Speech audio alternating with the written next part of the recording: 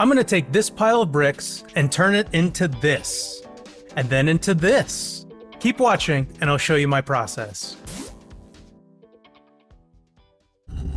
Do you remember my videos on my $50 Lego haul? I paid $50 for 2 boxes of bricks, seen here, and found a lot of incomplete sets. Well, now I have the bricks, but really haven't built anything because they aren't organized. I brought you here today to teach you how to organize your Lego collection, and the first question I have to ask you is, how would you start to organize your Lego pile? By color or by part? If you said color, is that your final answer? Here's the problem when you sort by color first. You're making the most granular decision at the worst possible time, when the pile is at its most chaotic. You end up with 40 color piles, and you still can't find the 2x4 plate you've been looking for. Color is the last sort, if at all. There are 3 stages: the rough sort, the piece sort, and then color. The idea is that you don't move to the next stage until the first stage is complete. In the first stage, the rough sort, the only decision you're making is big, medium, and small. That's it.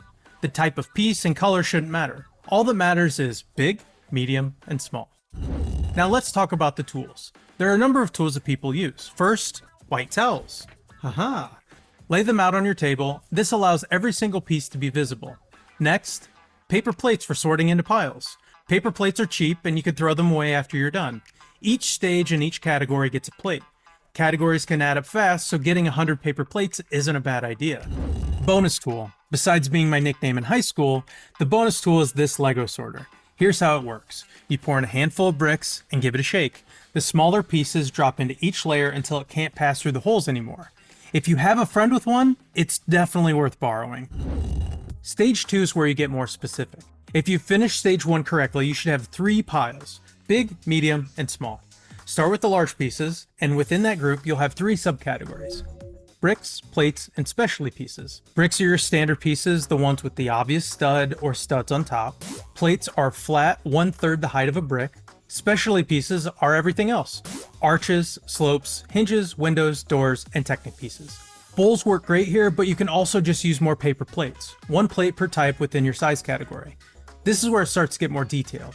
After you sort through the large pieces, move these aside and move to the medium pieces. After that, the smaller pieces. There are a ton of parts in LEGO's catalog, so this can get out of control if you're not careful. Keep in mind there's no perfect system. That said, don't slow down. Specialty is your catch-all. You deal with specialty pieces last.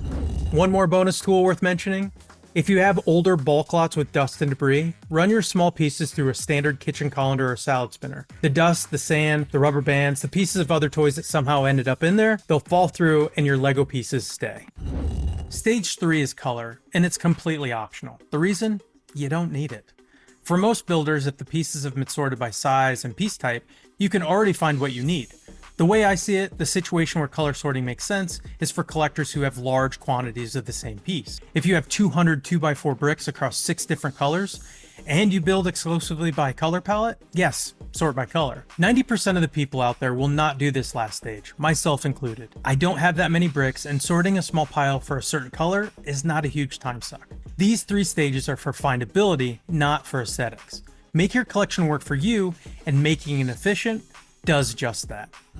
If you leave this video with anything, I hope it's this. Sorting is not about organizing your collection for other people to admire. Sorting is about reducing friction between the moment you have a build idea and the moment your hands are on the right pieces.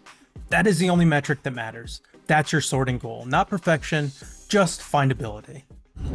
Now that you've got your pieces sorted and onto plates, how are you going to keep these sorted and organized? Make sure to watch part 2 where I'll go over organizing your Lego and how I use the most important tool in my Lego collection. As always, subscribe for Lego time-lapse, stop motion, real-time builds, and for more content like this. See you next time.